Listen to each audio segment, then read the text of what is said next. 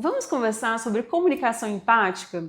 Muitas pessoas acreditam que comunicação empática é, primeiro, se colocar no lugar do outro e, segundo, concordar com tudo o que a outra pessoa está dizendo. Não poderia haver definição mais equivocada.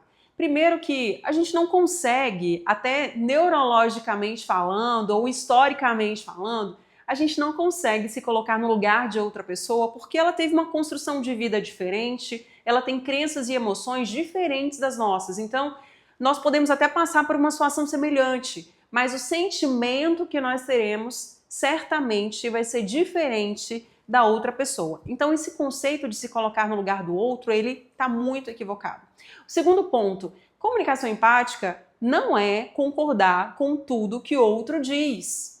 A comunicação empática ela vai se desdobrar em 3 fases primordiais. A primeiríssima delas é suspenda o julgamento. Muitas vezes a gente julga as pessoas com base na nossa percepção de vida, na nossa criação, no que a gente entende que é certo e errado. E nem sempre o certo e errado na nossa perspectiva é o efetivamente adequado. Cada um tem uma criação, uma história de vida e uma percepção de vida diferente em relação às coisas.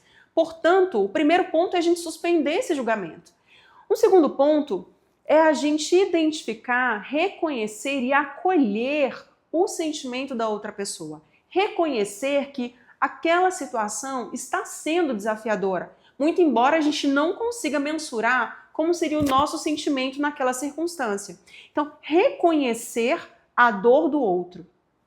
E um terceiro ponto, nomear esse sentimento para que fique claro, tanto para você quanto para outra pessoa, o seu esforço de compreender as dificuldades pelas quais ela está passando. E nesse ponto é muito importante a gente entender que quando a gente passa por esses 3 passos, não significa que a gente está concordando com absolutamente tudo o que a pessoa está dizendo. Significa apenas que a gente está sendo empático e acolhendo o sentimento da outra pessoa. Agora, a gente pode, num segundo momento, trabalhar a nossa comunicação de maneira assertiva, porque ao mesmo tempo que eu posso, reconheço que isso é difícil para você. Entendo que isso te gerou frustração, eu entendo que isso gerou dor para você. Ao mesmo tempo, nós precisamos ajustar essa conduta, precisamos ajustar essa postura. Perceba que, ao mesmo tempo que o sentimento foi acolhido, foi reconhecida a dificuldade de enfrentamento da situação pelo interlocutor, também foi feita uma comunicação posterior com assertividade. Precisamos ajustar essa postura. Então, não necessariamente comunicação empática precisa ser concordar integralmente com o que o outro diz. E veja uma coisa, a neurociência vem ensinar pra gente que quando a pessoa se sente acolhida no seu sentimento, na sua vulnerabilidade, quando ela se sente compreendida, ela tende a baixar o nível de alerta. Então ela tende a ouvir mais, a se abrir mais, abrir o coração para aqueles que estão compreendendo e acolhendo o sentimento delas. E isso é profundamente importante quando a gente está num ambiente, nas nossas relações interpessoais. Então, no ambiente profissional, por exemplo, quando a gente tem equipes que são empáticas umas com as outras, nós temos uma maior confiança, uma liberação de ocitocina maior, é um ambiente que é mais seguro para elas.